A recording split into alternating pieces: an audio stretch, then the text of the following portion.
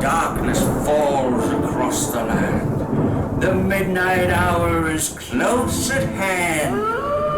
Creatures crawl in search of blood to terrorize your neighborhood. Now pray for the soul of this explorer. It's time for 31 Days of Horror.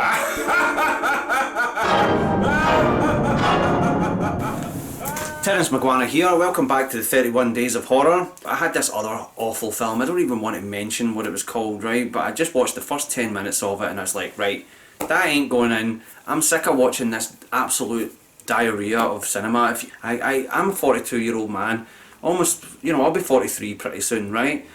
And I'm not going to waste the rest of my life watching absolute junk, right? See, if something's crap, I'm just going to turn it off. Just going to turn it off. I'm sorry, life's too short. So instead of sitting here telling you how garbage some film is, right, I'm going to talk to you about an absolutely spectacular film. The People Under the Stairs from 1991. First time I became aware of The People Under the Stairs was when it was first released in America.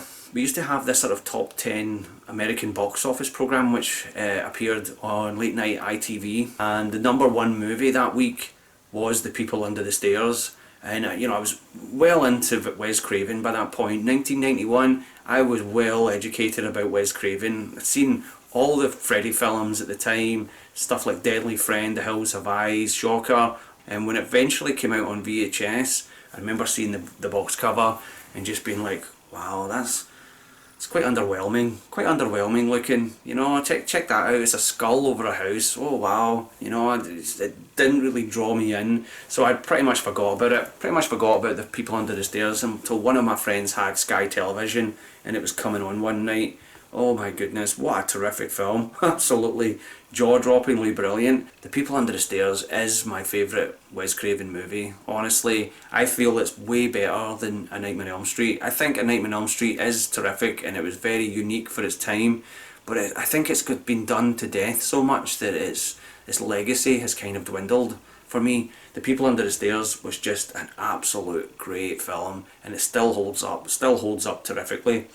Now, let me get into the plot to this one. Poindexter Williams, who is known as Fool, has recently turned 13 years old, and due to his family being handed an eviction notice and his mother in desperate need of surgery, Fool joins up with two thieves, Spencer and Leroy, in an attempt to burgle the landlord's house.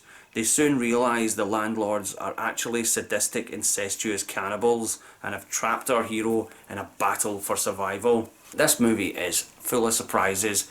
I remember the very first time that I watched it and I couldn't wait to see what happened next. It was just that this house that they burgle is just an absolute house of horrors. I think that Wes Craven, especially in the 90s when he was doing this and New Nightmare and Scream, he really came into his own. He really understood how to make a mainstream horror film, something that everyone could really enjoy and get behind, and The People Under the Stairs is just one of the absolute best.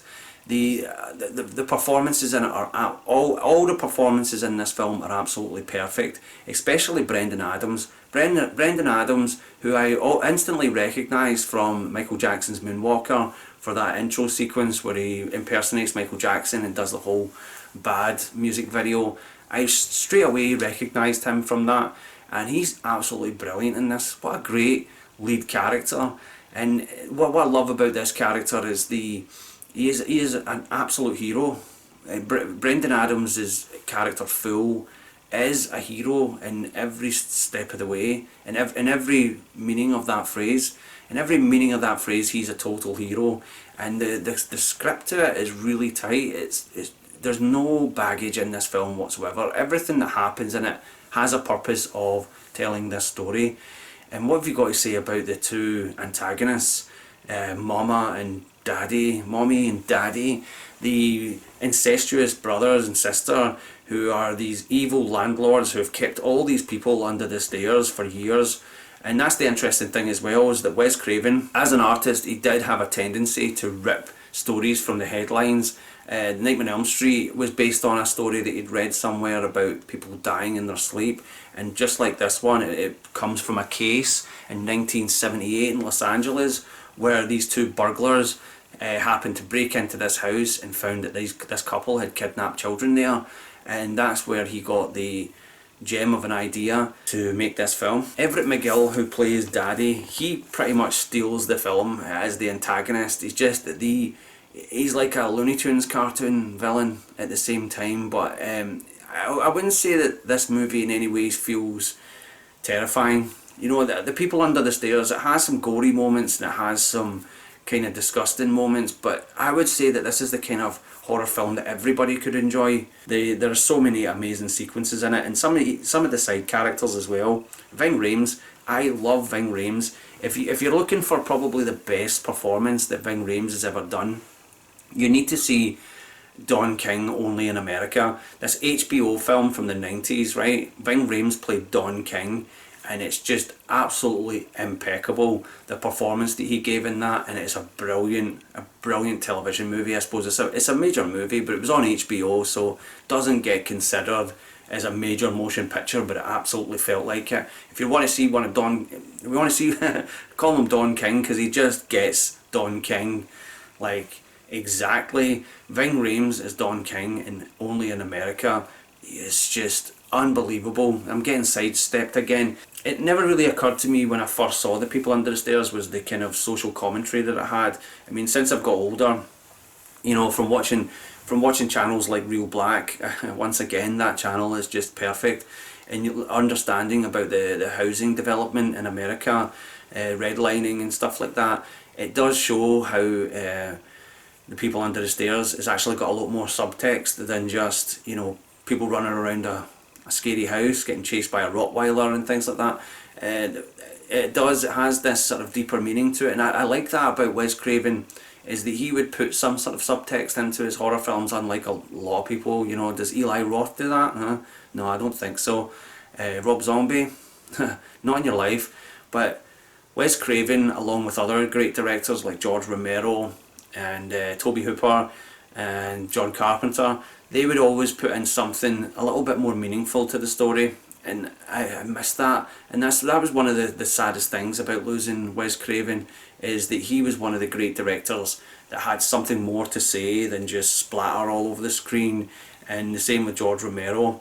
When those two passed, I was just like, the horror genre is doomed. You know, it's absolutely doomed. But you know, people like Jordan Peele and some other great directors that have sprung up, they're giving me hope. That Nia DaCosta as well, you know, that she was brilliant. That Candyman was brilliant. I'm sorry, we can argue into the ground about that one if you want as well, but yeah, these directors are giving me hope. They're giving me hope that there's a future for horror films.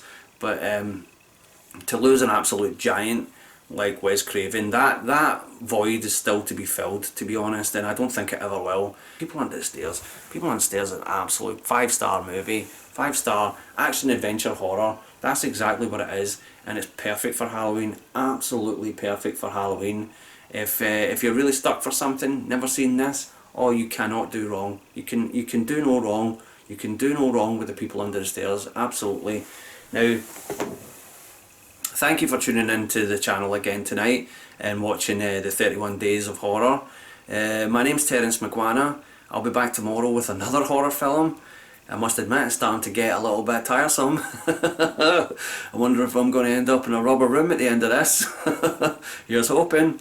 But tune in tomorrow, we'll have another excellent film to talk about, okay? I'm sick of sitting talking about absolute garbage, sitting watching garbage, talking about garbage, and then editing garbage. You just feel like garbage. So I'm changing the rules right here. It's my channel. I can do whatever I want. From now on, I'm going to start talking about some absolutely excellent movies, right? That's that, you know, spread the positivity. I just think we watch a terrible film, it puts you in a terrible mood, and you want to make everybody else feel terrible, and I don't want to be that way, right?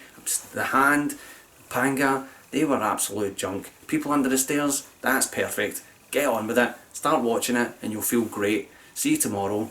Cheery bye.